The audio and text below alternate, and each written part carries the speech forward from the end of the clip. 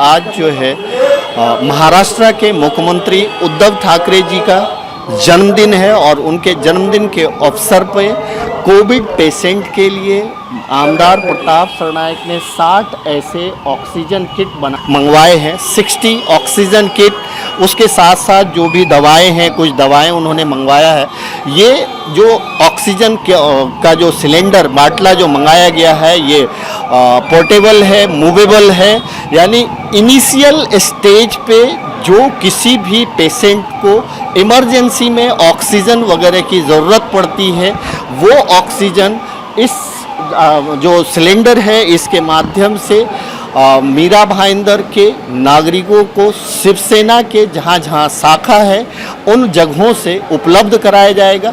ऐसे 60 सेंटर पे ये मशीन अवेलेबल होगा। उस आम जनता को अगर इसकी ज़रूरत पड़ती है, यानी कि इमरजेंसी में ऑक्सीजन की ज़रूरत पड़ती है, कुछ फर्स्ट एड जैसे मेडिसिन की ज़रूरत पड़ती है, तो ये उनकी शाखा से बिल्कुल उपलब्ध कराया जाएगा, आसानी से उपलब्ध कराया जाएगा। उन्होंने प्राइवेट हॉस्पिटल के मुद्दे को उठाते हुए ये ज़रूर कहा कि अगर प्राइवेट हॉस्पिटल की लूट कम नहीं हुई, 3 अगस्त से वो जो है इसका मुद्दा जो है विधानसभा में उठाएंगे। यानी उन्होंने कमर कस ली है और उन्होंने कहा है कि पीपीई किट के जो पीपीई किट के नाम पे जो लूट हो रही है उस पे भी लगाम लगाने की कोशिश करेंगे। यानी उन्होंने यहाँ तक कहा कि अब तो ऐसा लगता है कि इतना जो बिल हो रहा है उस बिल को अगर कम नहीं कर रहे हैं तो ये हॉस्पिटल के बाहर जाके खड़े हो जाएंगे कहीं ना कहीं। तो प्रताप सरनायक ने ठान लिया है कि जो मरीजों के साथ इतने बिल जो हो रहे हैं कोविड पेशेंट के 7 लाख, 8 लाख, 10 लाख, 15 लाख,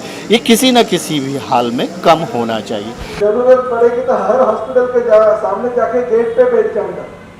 जो तरह से लूटमार चल रही है, जिस तरह से लोगों की रोज कंप्लेंट आ रही है, 14 लाख, 15 लाख, 17 लाख बिल तो बहुत कुछ का है। इनका तो कम 4.5-5 लाख रुपए बिल आता है। मगर 2 अगस्त तक मैंने मोहलत दी है कमिश्नर साहब को।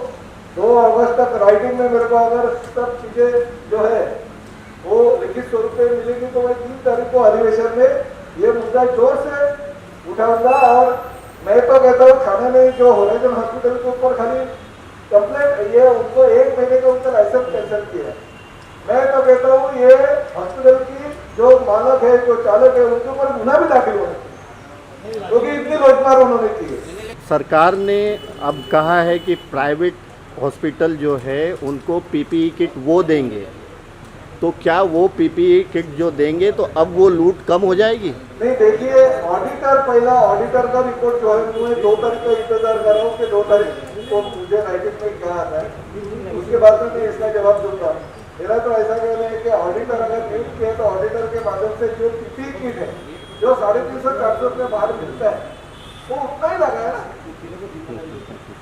और गवर्नमेंट ने देने की भी क्या जरूरत है? पैसा प्राइवेट हॉस्पिटल देके और गवर्नमेंट पीपीई किट देके ऐसे नहीं होना चाहिए। जितना पीपीई किट का पैसा मार्केट में है 350-400 रुपये, उतना देने के लिए पेशेंट के रिलेटिव भी तैयार है। वो नहीं बोलते, वो तो क्या पीपीई किट मुफ्त में भी ले रहे थे और दूसरा कुछ चार्ज लगा देंगे। मैंने किसी हॉस्पिटल पे कल सुना था पीपीई किट परिधान करने के लिए जो रूम रहता है और रूम का चार्ज भी लगाया था।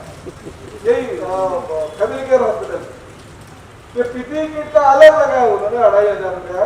और वो पीपीई किट पहनने के लिए डॉक्टर को, नर्सेस को जो रूम में जाना पड़ता है और रूम का भाड़ा साथ में लगाया था 1500 रुपया पर दिन का। ऐसा क्या